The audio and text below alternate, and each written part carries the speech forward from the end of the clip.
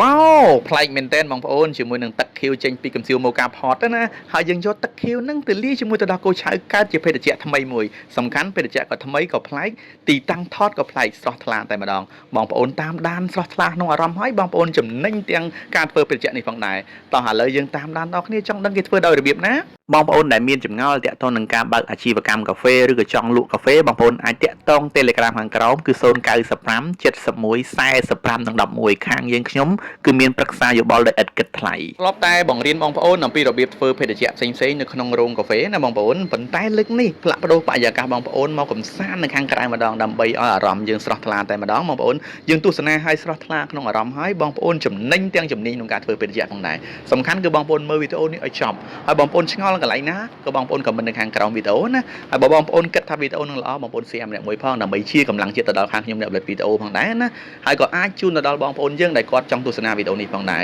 របងប្អូនតាក់ទងនឹងការធ្វើភេទជ្ជៈនេះផងដែរគឺភេទជ្ជៈដដែលទេបងប្អូនប៉ុន្តែយើងផ្លាស់ប្ដូរអំពីការដាំតែនោះយើងមកដាំជាមួយនឹងកំសៀវម៉ូកាផតអញ្ចឹងកំសៀវម៉ូកាផតតែមួយបងប្អូនយើងអាចប្រើបានច្រើនមុខមែនទែនអញ្ចឹងបងប្អូនដែលមានម៉ូកាផតគឺចំណេញមែនទែនយើងអាចបង្កើតបានតែរសជាតិជាច្រើនមុខមែនទែនហើយបងប្អូនដែលមានម៉ូកាផតហើយតាមដានវីដេអូនេះកុំឲ្យរំលងឲ្យសោះណាដើម្បីអាចឆុងតែមនេះបានញ៉ាំតែម្ដងហើយអាចញ៉ាំនៅទីណាក៏បានដែរបងប្អូនឃើញទេកន្លែងនេះយើងចាក់ទឹកចូលនៅក្នុងកំសៀវរបស់យើងធម្មតាដូចយើងចាក់ឆុងកាហ្វេអញ្ចឹងបងប្អូនហើយយើងដាក់តម្រងអញ្ចឹងមកប៉ុន្តែកន្លែងនេះបងប្អូនយើងត្រូវការតែមេអំបៅរបស់យើងបងប្អូនយើងដាក់មួយជិបមកប៉ុណ្្នឹងតែដែលយើងដាំទឹកតែរដងឲ្យយើងញ៉ាំណាបងប្អូនបាទដាក់ដូចខ្ញុំមកបងប្អូនឃើញទេនៅពេលដែលទឹកពុះឡើងមកវាខ្ជិលដោយទាំងតែនឹងមកប៉ុន្តែអត់ដោយទាំងកាក់ណាបងប្អូនព្រោះដោយសារតែកន្លែងដែលយើងត្រង់តម្រងនេះយើងដាក់กระดาษ filter អញ្ចឹងกระดาษ filter នេះវាជួយទប់កំតិចកំទីពីខាងក្រោមមកអញ្ចឹងវាដោយមកតែទឹកទេណាបងប្អូនពេលដែលបងប្អូនរឹតកំសៀវម៉ូកាផតបងប្អូនត្រូវរឹតឲ្យណែតណាបងប្អូនព្រោះនៅពេលដែលទឹកពុះចេញមកវាខ្ជិលចេញមកគឺទឹកតែចេញមកពីតែមេអំបៅហ្នឹងគឺគៀវល្ងិតល្អតែម្ដងហើយនៅពេលដែលបងប្អូនបើក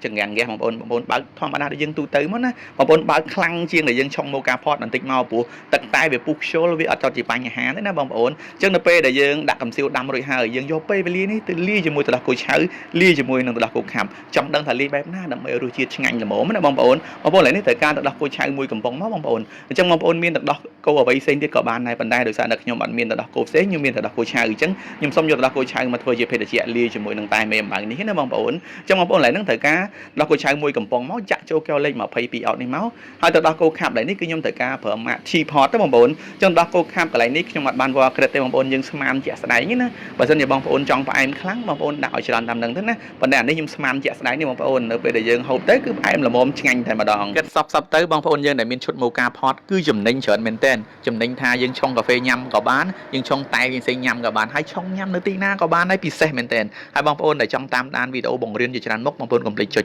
follow TikTok ខ្មែរតាឌីកុំភ្លេច follow page ខ្មែរតាឌីកុំភ្លេចចុច subscribe channel ខ្មែរតាឌីម្នាក់មួយបងប្អូនព្រោះខ្ញុំចែករំលែកវីដេអូជាច្រើនមែនទែនដើម្បីបងប្អូនអាចយកទៅធ្វើញ៉ាំណាបាទឥឡូវទឹកតែមេអំបៅយើងបានពុះណាបងប្អូនកន្លែងហ្នឹងបងប្អូនបិទចង្កៀងហ្គាសមកហើយដើម្បីកុំឲ្យខាតពេលវេលាបងប្អូនយកទឹកកកចាក់ចូលកែវលេខ22អោតចាក់ឲ្យពេញធម្មតាដូចយើងលក់ទូទៅណាបងប្អូនចាក់ពេញរួចហើយបងប្អូនយកទឹកតែមេអំបៅដាំពុះហ្នឹងចាក់ពីលើបងប្អូនឃើញអូហូយបងប្អូនមើលឃើញគឺគួរឲ្យចង់ញ៉ាំតែម្ដងបងប្អូនគឺយើងបានពណ៌ដល់ទៅ2កលៈបងប្អូនពណ៌ស្វាយខាងលើពណ៌សខាងក្រោមរូបភាពក៏តាក់ទាញរសជាតិក៏ឆ្ងាញ់បងប្អូននៅពេលដែលយើងញ៉ាំកន្លែងនេះគួរឲ្យសប់ល្អបងប្អូនណាព្រោះការធ្វើបែបនេះដើម្បីសុខភាពតាក់ទាញអញ្ចឹងនៅពេលដែលបងប្អូនញ៉ាំដើម្បីឲ្យឆ្ងាញ់យើងគួរឲ្យសប់ល្អមកជាមួយទឹកដោះគោជាមួយនឹងតែមេអំបៅរបស់យើងហើយយើងញ៉ាំទៅគឺផ្អែមចូលគ្នាឆ្ងាញ់តែម្ដងបងប្អូនឃើញទេអូហូយពិសេសមែនទែនទីតាំងដែលខ្ញុំថតនេះគឺបងប្អូនឃើញបន្លែគឺល្អមែនទែនណាបងប្អូនអញ្ចឹងបងប្អូនត្រូវការបន្លែដែលមានគុណភាពដែលអត់មានជាតិគីមីបងប្អូនអាចតាក់ទង Telegram នៅលើវីដេអូនេះផងដែរបងប្អូនកន្លែងគាត់គឺគាត់ផ្ដោតទៅលើសុខភាពខ្លាំងមែនទែនសូម្បីតែកន្លែងដាំបន្លែហ្នឹងបងប្អូនគាត់បាំងសណ្ដាញ់ចិត្តឆឹងណាអញ្ចឹងការពារសត្វឬក៏អ្វីមកទុំចម្លងជាមេរោគទៅដល់បន្លែអញ្ចឹងបងប្អូនដែលស្រឡាញ់ពីសុខភាពបងប្អូនចង់បានបន្លែដែលមានគុណភាពកុំភ្លេចតាក់ទង Telegram នៅលើវីដេអូនេះផងដែរណាបងប្អូនអរគុណច្រើនដែលបងប្អូនតាមដានវីដេអូនេះតាំងពីវិនាទីដំបូងរហូតដល់ទីបញ្ចប់ជូនពរបងប្អូនសំណាងល្អអ្នកគ្នាជួបគ្នានៅវីដេអូបន្ទាប់អរគុណ